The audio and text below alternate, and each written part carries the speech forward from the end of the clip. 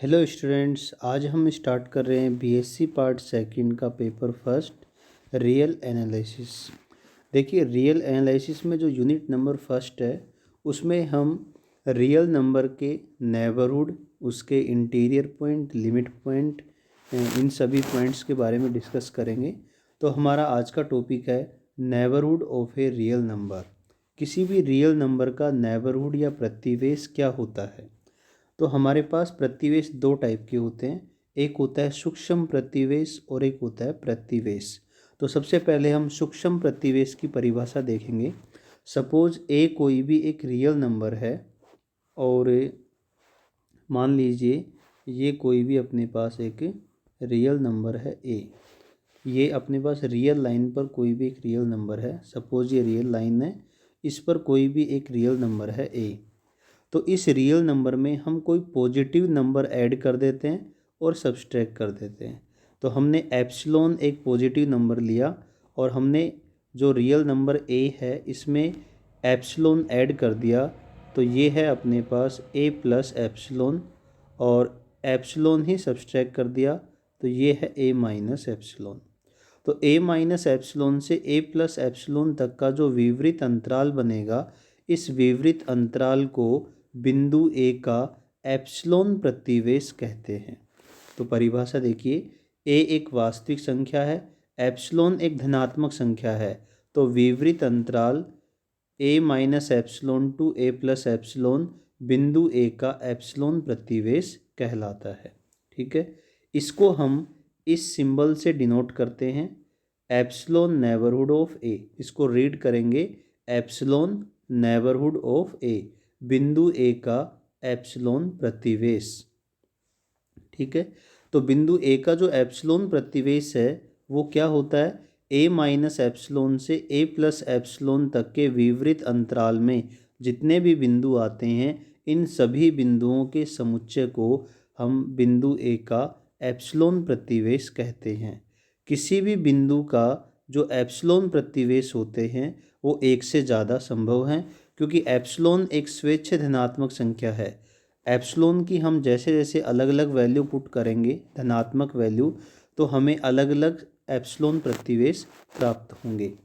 तो mathematical term में हम इसको कुछ इस प्रकार से डिनोट करेंगे, epsilon neighbourhood of a equal to open interval of a minus epsilon to A plus epsilon. अब देखिए, ओपन इंटरवल जो है वो एक सेट होता है, क्योंकि प्रत्येक अंतराल एक समुच्चय होता है। तो ये जो अंतराल है ये उन सभी वास्तविक संख्याओं का समुच्चय है जो ए माइनस एप्सिलॉन से ग्रेटर देन है और ए प्लस एप्सिलॉन से लेस देन है। तो this is equal to a set of real numbers which is greater than a minus epsilon and less than a plus epsilon. Okay, और इसी condition को हम mode की फॉर्म में लिख सकते हैं, mode x minus A less than epsilon. Because इस कंडीशन को जब हम सिंप्लीफाई करते हैं तो एप्सिलॉन का इधर पक्षांतरण कर देंगे, तो यहाँ पर ए का इधर पक्षांतरण कर देंगे, तो ए का पक्षांतरण करेंगे तो एक्स माइनस ए लेस देन एप्सिलॉन होगा और ग्रेटर देन माइनस एप्सिलॉन होगा। जब भी कोई नंबर किसी दूसरे नंबर से लेस देन हो और उसी नंबर के नेगेटिव नंबर से ग्रेटर देन हो, तो उसका मीनिंग होता है कि इस नंबर का जो मोड है वो लेस देन है किससे, एप्सिलॉन से। जैसे x लेस देन 1 और ग्रेटर देन -1 हो तो इसका मीनिंग होता है मोड x लेस देन 1। तो सेम इसी टाइप से इस कंडीशन को हम लिख सकते हैं मोड x माइनस ए लेस देन एप्सिलॉन। इसका मीनिंग ये हुआ कि बिंदु ए का एप्सिलॉन प्रतिवेश उन सभी वास्तविक संख्याओं का समुच्चय होता है जो इस प्रतिबंध को संतुष्ट करते हैं। क्लियर?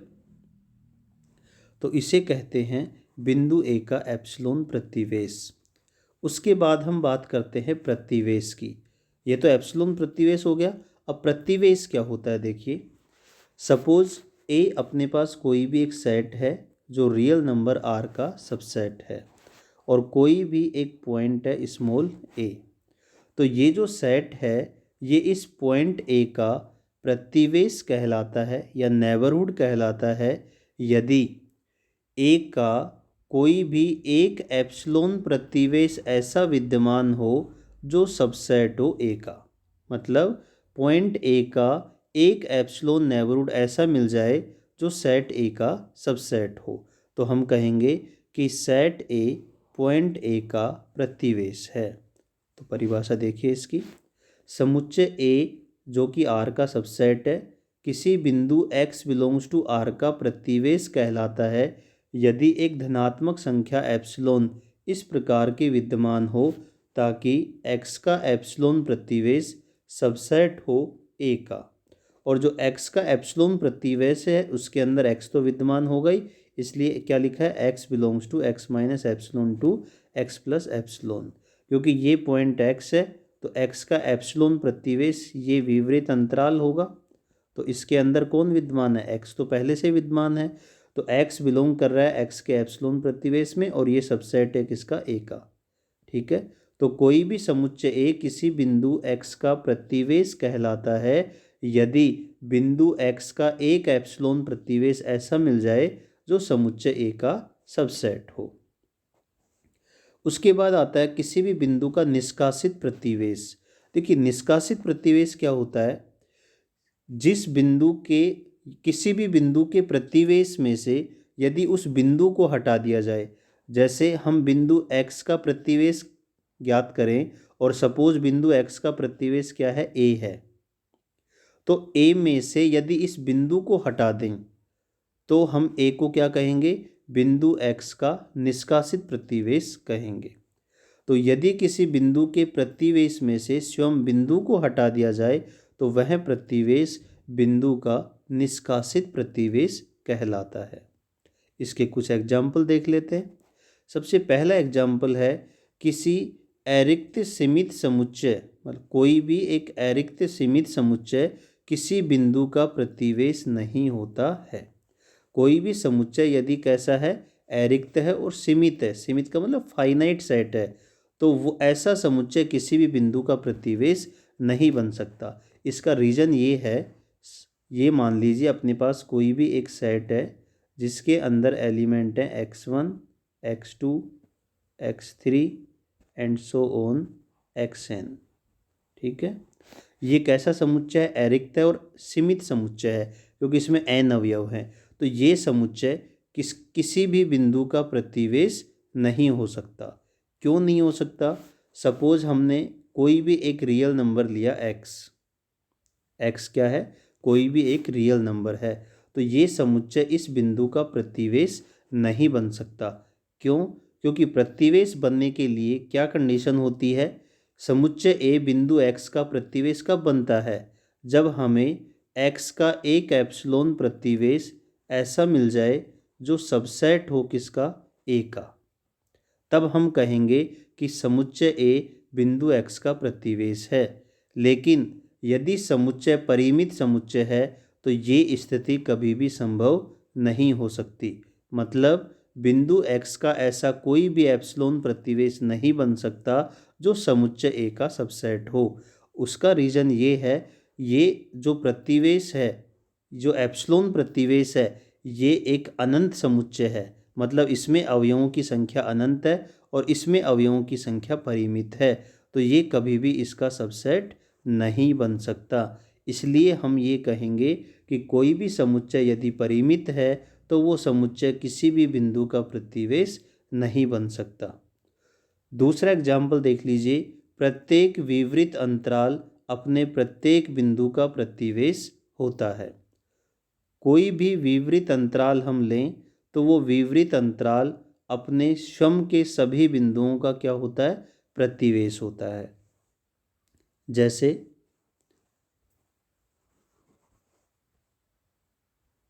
इसको देखिए, सपोज अपने पास ये कोई भी एक विवृत अंतराल है, ये कोई भी एक विवृत अंतराल है। हम इसको एक एग्जाम्पल से समझते हैं। सपोज एक विवृत अंतराल है a equal to open interval 1 to 2, ये एक विवृत अंतराल है। तो ये विवृत अंतराल अपने सभी बिंदुओं का प्रतिवेश होता है। मतलब इस विवृत अंतराल के अंदर जितने भी बिंदु हैं उन सभी बिंदुओं का प्रतिवेश होता है। तो हमने क्या किया, इसके अंदर से कोई भी एक बिंदु लिया, स्मॉल a इक्वल टू 3/2। ठीक है, 3/2 क्या है, इसके अंदर का कोई भी एक बिंदु है, समुच्चय अंतराल ए के अंदर का कोई भी एक बिंदु है। तो अब हम ये सिद्ध करेंगे कि ये समुच्चय, समुच्चय कह दो या अंतराल, ये जो अंतराल है ये इस बिंदु ए का प्रतिवेश है। तो उसके लिए क्या कंडीशन होनी चाहिए, 3/2 का जो एप्सिलॉन प्रतिवेश है, मतलब एक एप्सिलॉन प्रतिवेश ऐसा मिलना चाहिए जो सबसेट हो किसका, समुच्चय ए का। तो क्या ऐसा संभव है, क्या एप्सिलॉन का ऐसा कोई मान विद्यमान है जो यहाँ पर रखने पर ये 3/2 का जो एप्सिलॉन प्रतिवेश है ये समुच्चय ए का सबसेट बन जाए। एप्सिलॉन के किसी भी एक मान के लिए अगर ये एप्सिलॉन प्रतिवेश समुच्चय ए का सबसेट बन जाता है तो हम कहेंगे कि समुच्चय ए बिंदु 3/2 का प्रतिवेश है। तो यहाँ पर देखिए, यदि हम एप्सिलॉन की वैल्यू 1/2 रखें तो 3/2 माइनस 1/2 बनेगा, और 3/2 माइनस 1/2 का मीनिंग होता है 1, और यहाँ पे ये बनेगा 3/2 प्लस 1/2 मतलब 2। तो ये 1 से 2 तक का विवृत अंतराल बन गया जो कि सबसेट है किसका, ए का। क्यों, क्योंकि ए बी तो क्या है, 1 से 2 तक का विवृत अंतराल है, और प्रत्येक अंतराल या प्रत्येक समुच्चय खुद का उपसमुच्चय होता है। तो 1/2 सबसेट होगा किसका, ए का। ए का मतलब भी कितना है, 1 से 2 तक का विवृत अंतराल। तो एप्सिलॉन की वैल्यू 1/2 रखने पर 3/2 का जो एप्सिलॉन प्रतिवेश है वो सबसेट बन गया ए का। इसका मतलब समुच्चय ए बिंदु 3/2 का प्रतिवेश है, और 3/2 क्या था, इस अंतराल का कोई भी एक बिंदु था। इसका मतलब ये हुआ समुच्चय ए में से जब भी हम कोई बिंदु लेंगे तो ये समुच्चय इस बिंदु का हमेशा प्रतिवेश बनेगा। इसलिए लिखा है कि प्रत्येक विवृत अंतराल अपने प्रत्येक बिंदु का प्रतिवेश होता है। तीसरा एग्जाम्पल देखिए, एक संवृत अंतराल सिरों के बिंदुओं के अलावा सभी बिंदुओं का प्रतिवेश होता है। जो संवृत अंतराल होता है वो सिरों के बिंदुओं का प्रतिवेश नहीं होता है, लेकिन सिरों के बिंदुओं के अलावा सभी बिंदुओं का प्रतिवेश होता है। कैसे, देखिए, सपोज ए जो है वो कोई भी एक संवृत अंतराल है 2 से 3 तक का। अब हम ये देखेंगे कि ये जो संवृत अंतराल है ये इसके सिरों के बिंदुओं का प्रतिवेश नहीं है। तो इसके सिरों के बिंदु क्या क्या हैं, 2 और 3। तो हमने सबसे पहले लिया क्या, 2। अब हम ये देखेंगे कि समुच्चय ए इस बिंदु 2 का प्रतिवेश नहीं है। उसका रीज़न क्या है वो देखिए। सबसे पहले हम 2 का एप्सिलॉन प्रतिवेश बनाते हैं। अगर 2 का एप्सिलॉन प्रतिवेश सबसेट बन जाए किसका, ए का, तब तो हम कहेंगे कि समुच्चय ए बिंदु 2 का प्रतिवेश है, अन्यथा नहीं।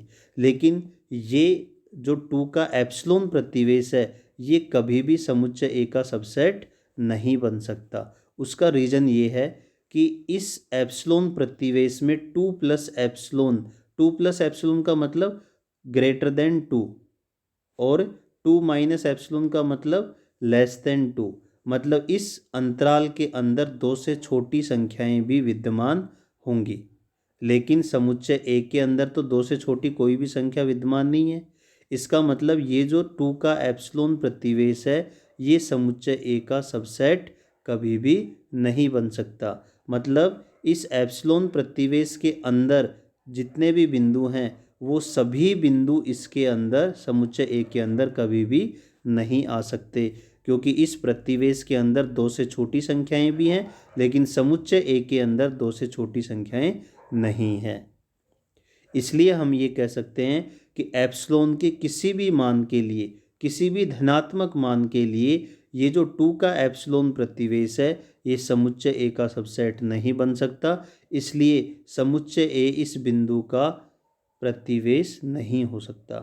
सेम इसी टाइप से हम कह सकते हैं कि जो समुच्चय ए है वो 3 का भी प्रतिवेश नहीं होगा, लेकिन 2 और 3 के अलावा इसके बीच में जितने भी बिंदु हैं उन सभी बिंदुओं का समुच्चय ए क्या होगा, प्रतिवेश होगा। उसके बाद है प्राकृत संख्याओं का समुच्चय इसके किसी भी बिंदु का प्रतिवेश नहीं होता है। जो प्राकृत संख्याओं का समुच्चय होता है वो इसके किसी भी बिंदु का प्रतिवेश नहीं होता है। n इक्वल टू क्या है, प्राकृत संख्याओं का समुच्चय है। तो ये समुच्चय इसके किसी भी बिंदु का प्रतिवेश नहीं बन सकता। उसका रीज़न क्या है, सपोज हमने से इसमें से कोई भी एक बिंदु लिया 1। अब हमें ये बताना है कि n जो है वो 1 का प्रतिवेश है या नहीं। तो उसके लिए हम क्या करेंगे, 1 का एप्सिलॉन प्रतिवेश बनाएंगे। अगर ये n का सबसेट बन जाए तब तो हम कहेंगे कि n 1 का प्रतिवेश है, अन्यथा नहीं। लेकिन ये जो 1 का एप्सिलॉन प्रतिवेश है ये कभी भी n का सबसेट नहीं बनेगा। उसका रीज़न ये है क्योंकि 1 का जो एप्सिलॉन प्रतिवेश है इसमें तो फ्रैक्शंस भी होंगे, मतलब भिन्न भी विद्यमान होंगे, लेकिन n के अंदर तो भिन्न नहीं होते। ठीक है, तो यहाँ पर जैसे यहाँ पर हम एप्सिलॉन की वैल्यू 1/2 रखें, एप्सिलॉन की वैल्यू 1/2 रखेंगे तो क्या बनेगा, 1 - 1/2 और ये 1 + 1/2। तो इसका मतलब ये 1 - 1/2 तो 1/2 हो गया और 1 + 1/2 3/2। तो 1/2 से 3/2 तक का जो अंतराल है वो कभी भी n का सबसेट नहीं बनेगा। ठीक है, क्योंकि इसमें तो दशमलव वाली संख्याएं भी आएंगी लेकिन n में दशमलव वाली संख्याएं नहीं होती हैं। इसलिए एप्सिलॉन के किसी भी मान के लिए ये जो 1 का एप्सिलॉन प्रतिवेश है ये n का सबसेट नहीं बन सकता। इसलिए हम कह रहे हैं कि n जो है वो 1 का प्रतिवेश नहीं है। सेम इसी टाइप से यहाँ से हम कोई भी संख्या लेंगे तो n उस संख्या का प्रतिवेश कभी भी नहीं बनेगा। और अगला है वास्तविक संख्याओं का समुच्चय r अपने प्रत्येक बिंदु का प्रतिवेश होता है। कोई भी वास्तविक संख्या लेंगे हम तो जो r होता है वो प्रत्येक वास्तविक संख्या का प्रतिवेश होता है। तो ये हमने इसके कुछ एग्जाम्पल देखे हैं। तो प्रतिवेश की परिभाषा और सूक्ष्म प्रतिवेश की परिभाषा, ये जो एप्सिलॉन प्रतिवेश होता है इसे ही सूक्ष्म प्रतिवेश कहा जाता है।